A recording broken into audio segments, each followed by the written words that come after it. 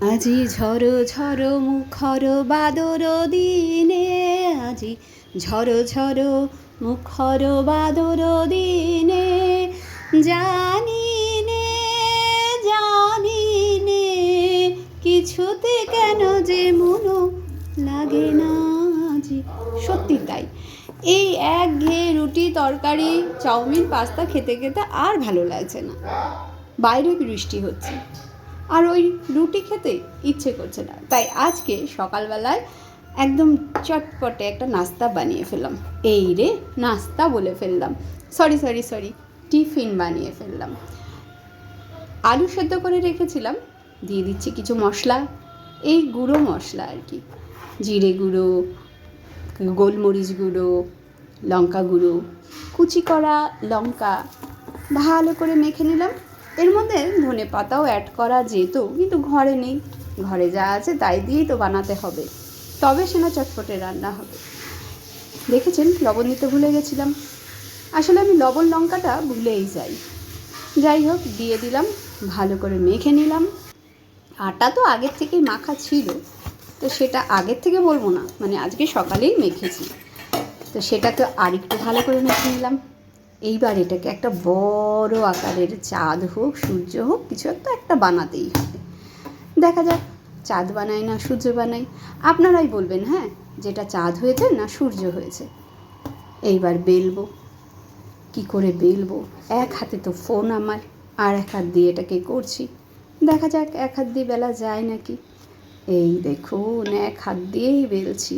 আসলে একটা সময় এক হাত দিয়ে বেলা অভ্যাস হয়ে গেছিলো, যখন মেয়ে ছোট ছিল তখন মেয়েকে কোলে নিয়ে আমার রুটি বানাতে হতো। আমি তো তখন ভাবতাম রোজগেরে গিন্নিতে গেলে আমি তো ফার্স্ট হয়েই যাব। তো হয়ে গেছে বেলা, এবার দেখেন চাঁদ হয়েছে না সূর্য হয়েছে।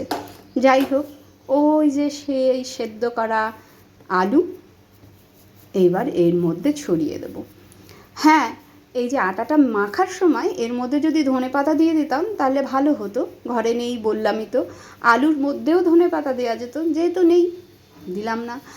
আর আলু মাখাটার মধ্যে পেঁয়াজ কুচি, ডিম এগুলোও দেওয়া যেত, যেহেতু আজকে সোমবার নিরামিষ করব তাই ওসব কিছু দিলাম না, ওগুলো ছাড়াই আজকে করলাম।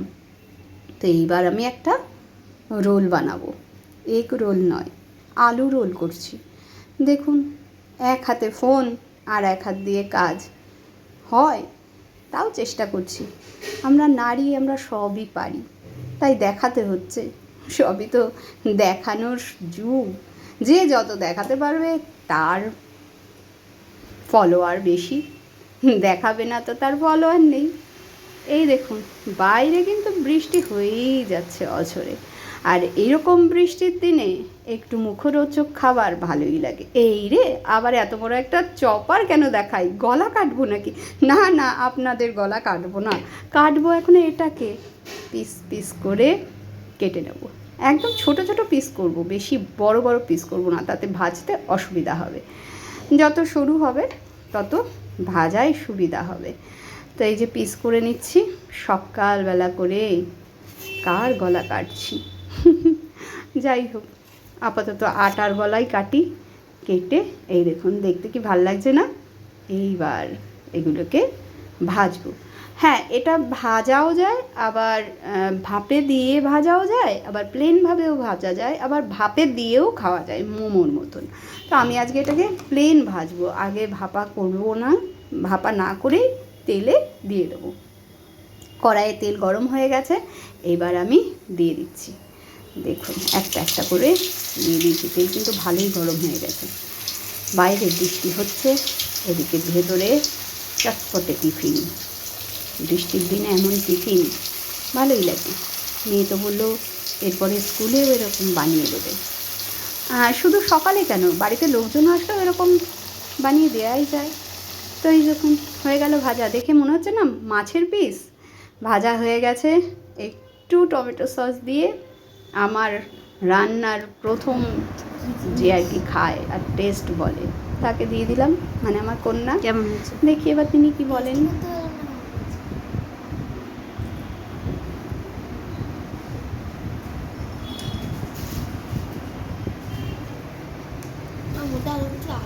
হুম,